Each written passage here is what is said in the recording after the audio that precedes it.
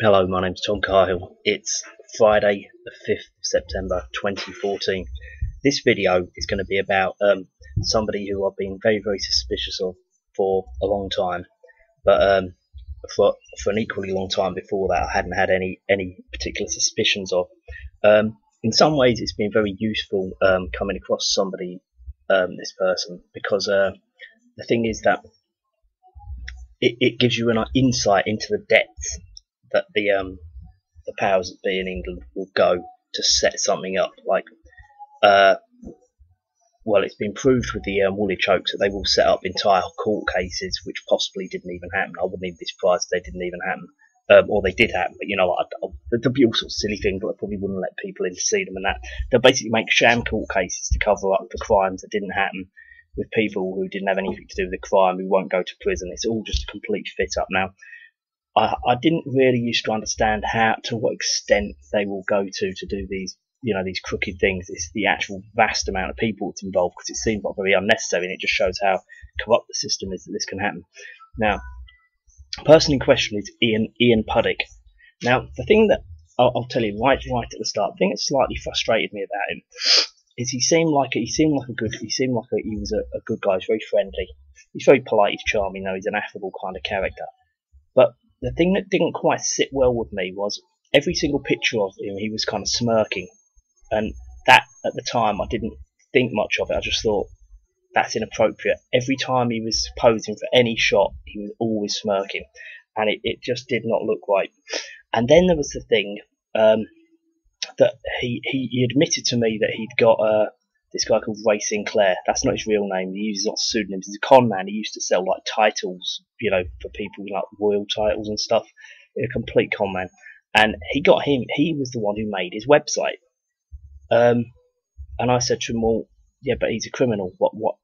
Are you stupid? If you've got a problem with the police, the last thing you want to do is involve any criminal, like known criminal, and total con man in anything you do. And he's like, oh yeah, well yeah, and everything that he sort of basically came down to, it was all about, I don't want to annoy anyone, I just want to stick to the thing I'm sticking with. Well, that's fine. I know some people are like that, but don't get them to make your website then. You see what I mean? So that didn't sit well with me.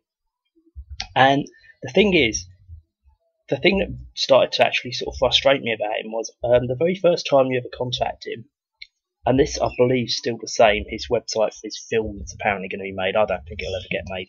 But that's actually a disinformation website, the new website. But the old website, it goes through to his personal phone number, right?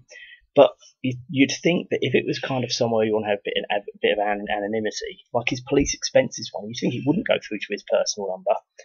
You'd think it would go to like well, especially he's got a business. You could put like an extra phone number on your business and have it go through to some separate place, or you'd have some kind of alternative way of contacting. I don't think it would go through to your business number, and it wouldn't be like Ian at Leakbusters. Do you know what I mean? Because that's his plumbing business. Wouldn't be the email. I don't think he'd use, because that doesn't quite make sense. I mean, you can't have you wouldn't. It just doesn't quite make that all didn't make sense. But the point is, right? This Ian, the first time you speak to him, he'd be very, very interested in everything you have to say. I said he's charming, he's polite, he's quite an affable kind of guy. If you didn't know him better, you'd probably like him. But the thing is, then if you try and get to speak to him again, it's quite difficult. And you can get to speak to him again. But the reason that normally a person will want to speak to you again about something along the lines of what he'd been involved with, this this situation with the police that he was going on about, and how they'd tried to fit him up in this court case. The thing is, what you want to know is, you want to know things like case citations. Can you just say to him, can I have a look at the court documents, stuff like that? Now, there's absolutely no reason he wouldn't want to give them out, but you won't get them. Now, this is the same with Michael Dougherty. Again, Michael Dougherty, I mean, again, he comes across probably better than Ian to start off with, because he's less sort of false, I'd say. He's a little bit, but the thing with Michael Dougherty is, as he's got more support, he's just like his head's just sort of going to explode and pop off the top of his body. He's so big-headed, he just can't help it. Like the way he sits down when he was on that People's Voice. If you've seen the way he was sitting down, he was just like, he took up like the entire sofa, just like he's just totally arrogant. And I know he didn't go down with a lot of people that well when he went on that, because he was just going, oh, and I'll tell you about that thing later, sort of thing. It's a secret, or it's a little secret. And he keeps people hanging on. So both of them are quite similar in that regard. But anyway, the point with Ian Puddick is, he was very friendly, very polite. You've got all these sort of staged kind of Daily Mail articles and stuff. The whole thing is kind of a little bit too good to be true. And the thing that just came to me like about a week ago is this unpleasant smirking. I just thought it was like, your typical English person who kind of like, they kind of like to be everybody's friend, but very false and not really friendly, not really genuine, sycophantic, creepy, cowardly. Like that. That's what I saw it as. I didn't see it as a. I just thought it was just typical Englishness. That's what I thought it was. But it then occurred to me. I was looking at this thing and it had something about some serial killer or something. One of these people who's killed their kids and then they start like wanting a manhunt. Not anything like the McCann family, but yeah, like that type of thing. And what happened was there was this thing about Duper's delight, where these people are often talking about their kid going missing and they're actually smiling in between the tears. And I thought, that's exactly what Ian is doing on every single photo of him. He is. And also the other thing because again, this is how I got a bit confused. He's got this wife who's apparently had this affair which triggered off all these problems. But the point is that on every single picture, she really doesn't look particularly happy about being pictured. Like she really doesn't. And he's like absolutely over the moon about it. He really, really looks really, really happy with himself. Now, sometimes it's okay to be happy with himself. Nothing wrong with that. But the point is every single picture, and it kind of, I just don't think it. I just don't think it's right. There's something wrong about it. But then when you think Duper's delight, he's tricking everybody. It makes perfect sense. And again, with him, he's your perfect type CoIntelPro, the puff of smoke model. He just appears like a puff of smoke. He's got this story. It all makes too much, it all adds up to a greater or less of extent. There's not too many gaps in it. But then when you actually ask him for the details, you can't get any details. He'll be like, oh, well, Michael Walken represented me for free. And you're like, well, good for him.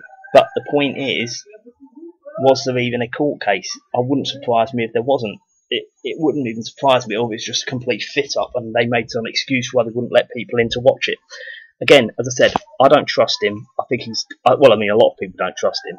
And, the fact Michael Dougherty's definitely a counterintelligence program, isn't he? So, he hangs around with him. He's great mates with him. He befriends all of the really dodgy people like Brian Gerrich and Roger Hayes. Roger Hayes, I mean, what on earth, if you had a problem with the police, would you go to Roger Hayes for? I mean, Roger Hayes is just some educationally subnormal, fucking pompous, self-important nothing, isn't he? I mean, that's how I describe him. I think he's been used by Brian Gerrich, and I think he's been used because he's like a piece of dirty toilet paper. He's already got shit all over him. He's such an unpleasant character that whenever somebody wants to get rid of him, they just go, right, get rid of him, he's scum. And they go, oh, fucking hell, he did all that stuff, did he really? He's your perfect patsy, but at the same time, he's very immoral as well. Often patsies are immoral, that's the thing, because then you can use all the negative character attributes, because it's easier to just get rid of them, So, that's what I think. I think Ian Puddick, if you want one thing to really give you something to think about, if you don't believe me, just look at all the pictures of him in the press. That is Duper's delight. He's smiling. That sycophantic smile isn't just because he's a bit of a creep, a bit of a coward, a bit of a sycophant. That's because he's tricking everybody and he thinks he's really clever. Okay?